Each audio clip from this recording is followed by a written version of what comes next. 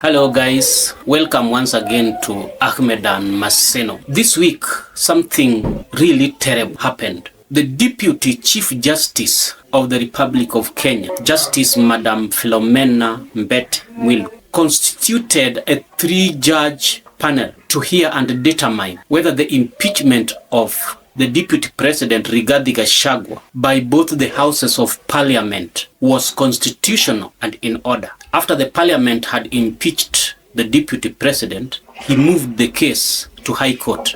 But what was really terrible about all this, it has been confirmed that there was the hand of the executive, the president, concerning the impeachment of the Deputy President in the both houses. The proceedings were abnormally hurried. Within less than 72 hours, that the motion was brought to Parliament and passed in both houses. The President had nominated a substitute, went through the clearance by the ethics officers, including an absent IBC, and cleared again by Parliament, and was being ready for swearing in to take office. That means the President had taken over the second arm of government, the Parliament. It seems also the President was trying miserably also to take over the remaining arm of government, the judiciary, through the Deputy Chief Justice. And by that,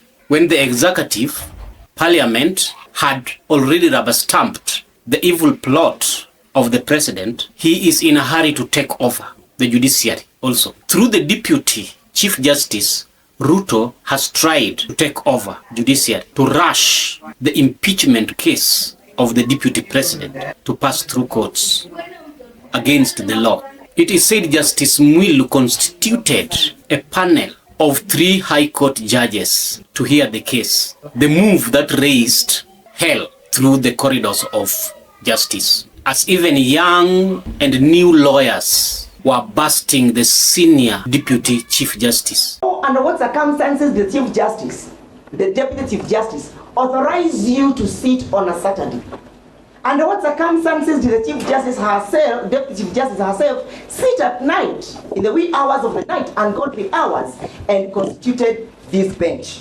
Your Lordship, it's our humble submissions that Article 10 has only arrogated that function again exclusively to the Chief Justice, and that the Deputy Chief Justice has no power under Section 10 of the High Court Organization and Administration Act to order you or to authorize. According to Senior Counsel Paul Mwite, the speed in which the Deputy Chief Justice applied to start the proceedings, even at odd hours and non-working days, was so suspicious. Let's listen to him. This E015 in Kirogoya.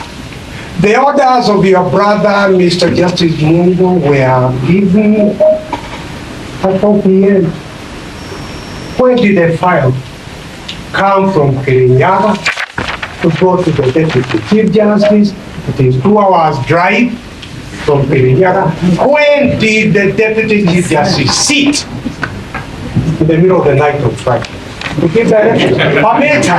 Permit us to articulate these issues for the sake of the nation. We're not just dealing with the removal and the challenge to the removal of the Deputy President. We are dealing about the president that will be set for the removal of deputy presidents in future and the removal of... He questioned the time frame from the judgment in Kerugoya to the file reaching Nairobi and taken over, and the Deputy Chief Justice working on it in odd hours. But of great concern was lawyer Ongoya, who questioned the legality and constitutionality of the panel constituted by the Deputy Chief Justice. Let's hear lawyer Ongoya on the floor. My lords, my ladies, I stand here to argue the supporting arguments for the first substantive petitioner, His Excellency the Deputy President. Allow me to begin by juxtaposing 3 constitutional provisions, then pose the challenge that I would ask my lords to retire with. The first is Article 141, Clause 1 of the Constitution.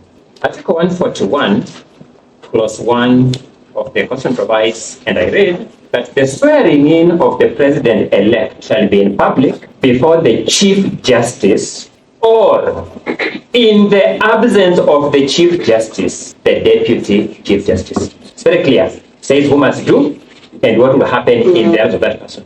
Article 148, Clause 4 of the Constitution provides, and I quote, the swearing in of the Deputy President-elect shall be before the Chief Justice, or in the absence of the Chief Justice, the Deputy Chief Justice. Another very clear stipulation of our Constitution of what the Chief Justice can do and what will happen in the absence of the Chief Justice. Then we go to Article 165, Clause 4. I want to emphasize one thing, my lord, my lady. You notice that Article 141, Clause 4, Article 148, Clause 4 come before Article 165, Clause 4. The makers of the Constitution were aware of what would happen in the absence of the Chief Justice while drafting Article 141, Clause 1, Article 148, Clause 4. Let us see what they said at Article 165, Clause 4. They said, and I quote, that any matter certified by the court as raising a substantial question of law under Clause 3B or D shall be heard by an even number of judges, being not less than 3, assigned by the Chief Justice. Full stop. Lawyer Omari also adds to it. Kisha ile faili kabeba kutoka Kerugoya saa 4 usiku kuja Nairobi. Ilipoletwa naibu wa Chief Justice ambaye hana nguvu za kisheria za kuweza kufanya impanelment, sababu hilo ni jukumu la Chief Justice peke yake. Jukumu hilo ni kama lile la rais la kuwa amiri jeshi mkuu wa taifa. Hawezi pea mtu mamlaka yale. Chief Justice hawezi peana yale mamlaka.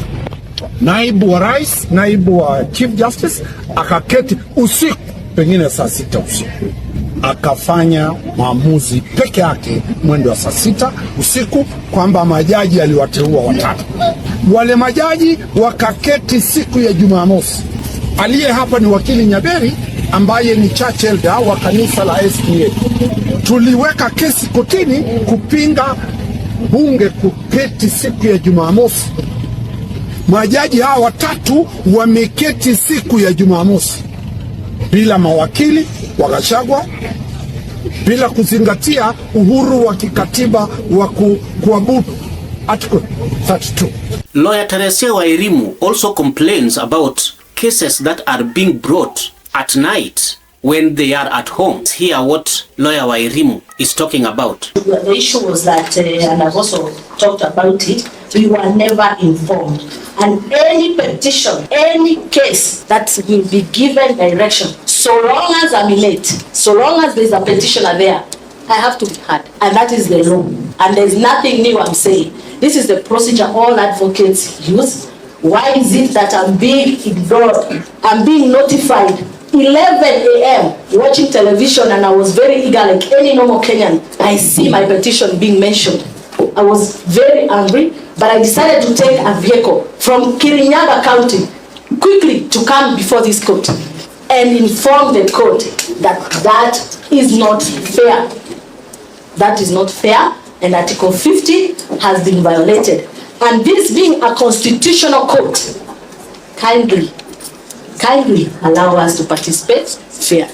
Are we back to the old days of Moi regime where kangaroo courts were constituted at night to try innocent Kenyans? But the biggest question is, how did the senior legal mind of the stature of the Deputy Chief Justice stooped so low as to allow Ruto to mess her up? In other words, why did President Ruto go for the Deputy Chief Justice, knowing very well that she had no powers whatsoever under the law to constitute a panel? There are theorists, and number one of the theories are Ruto acted on the ignorance of Kenyans, the would-be ignorance of Kenyans, if this would see the light of day without being challenged. That it might go through without any legal mind noticing it. Yani he acted on luck, good luck to him, and it would have been a bad luck to us. Secondly, Ruto, it is said, tried to blackmail the deputy chief justice using a former financial case against her some years ago. So our deputy chief justice was under blackmail when she did what she was doing, because a legal mind of her stature could not just do things for granted. So the most probable is that blackmail, because it was a serious case. But let us look at what are the possible results of what Ruto is up to. Lawyer Njiru questioned the president's involvement in the matter judiciary and why it is a very bad precedent to set for our country. Let's hear him. Kini la muhimu kusema ni kwamba ambaye ni makamu wa rais ama naibu wa rais kwa sasa ni Mheshimiwa Rigathi wa Gachagua. Wapende wasipende. Ni kwa sababu gani? Kwa sababu mahakama iliweza kusimamisha ule uamuzi wa seneti wa kusema kwamba aliweza kung'atuliwa mamlakani. Mahakama ya Kirugoya na mahakama ya hapa Nairobi ilisimamisha ule uamuzi. Kwa hivyo hakuna twashishi ama doubts ni nani ambaye ni naibu wa rais. Na ni vyema sana serikali iweze kupatia heshima zile idara zingine za serikali. Kama idara ya mahakama imeamua kwamba imetoa amri ya kusimamisha jambo lolote lilotendeka, ni vyema serikali iheshimu. Na ninasema hivyo kwa sababu waliweza kumuondorea naibu wa rais security yake, benefits zake na kila kitu. Ni vyema wazilegeshe, maanake huyo ndiye naibu wa rais kwa sasa.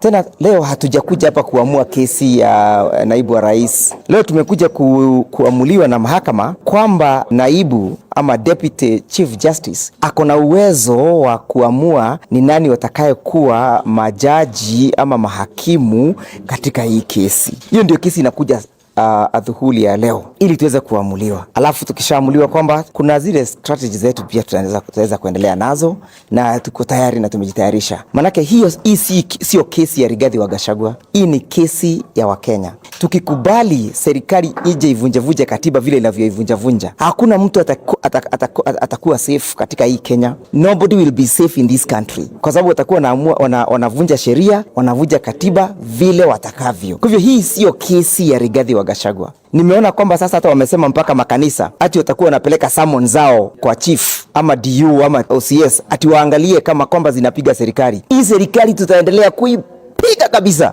mpaka siku ya mwisho. Maanake hii ni serikali ambayo haifai kuwa mamlakani. Serikali ambayo haiamini katiba, haiheshimu katiba, haifai. Maanake demokrasia yetu imeundwa katika msingi wa kikatiba, na serikali yote ambayo haiheshimu katiba, hiyo serikali haifai. Kwa hivyo nataka kuambia supporters wa deputy president, sisi tuko ngangari, tutasimama kabisa na haki.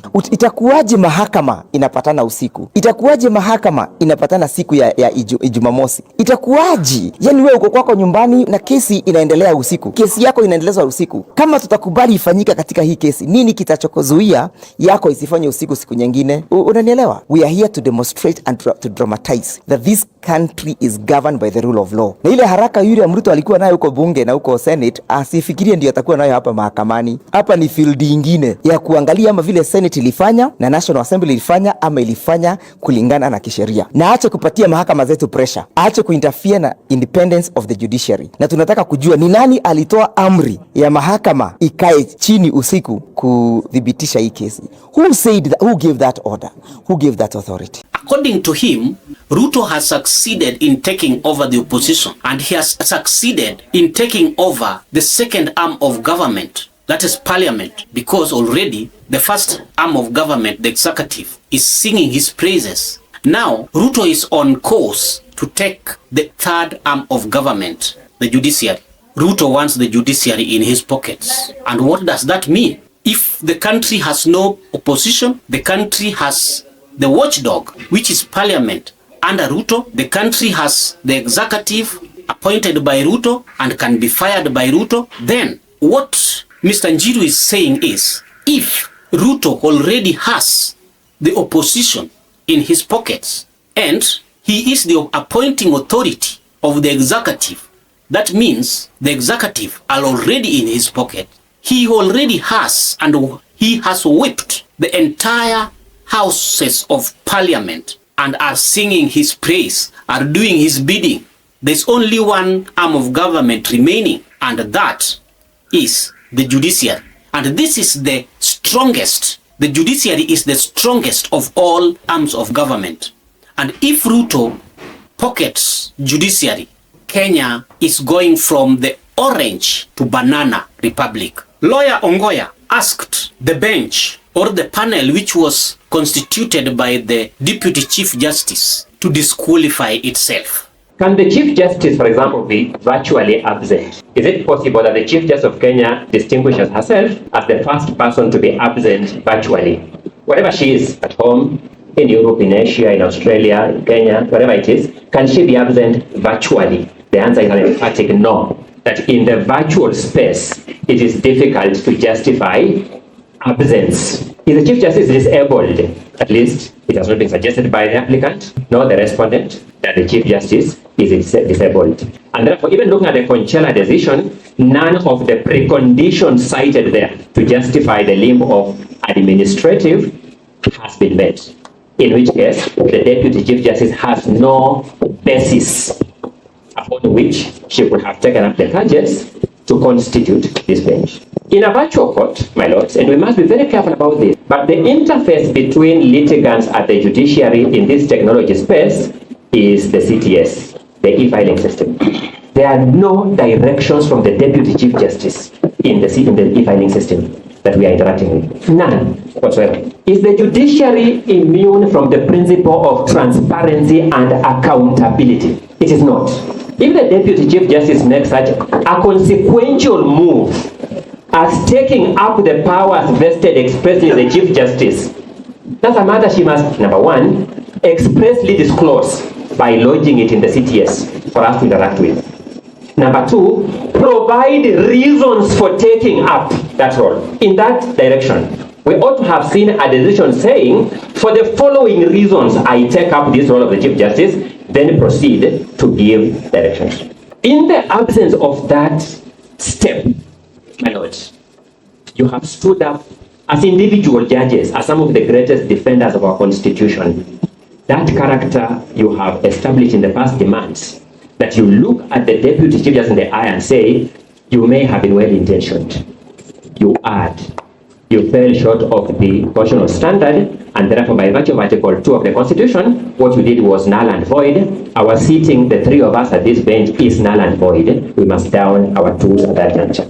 So you see, guys, the bench had already started working, knowing or not knowing, but somehow they knew that they were working against the law. But someone had to come and pinpoint to them that you are working against the law. So you see how our laws work. That is what Ruto was hoping for. Miraculously, it would pass that stage and he is good to go.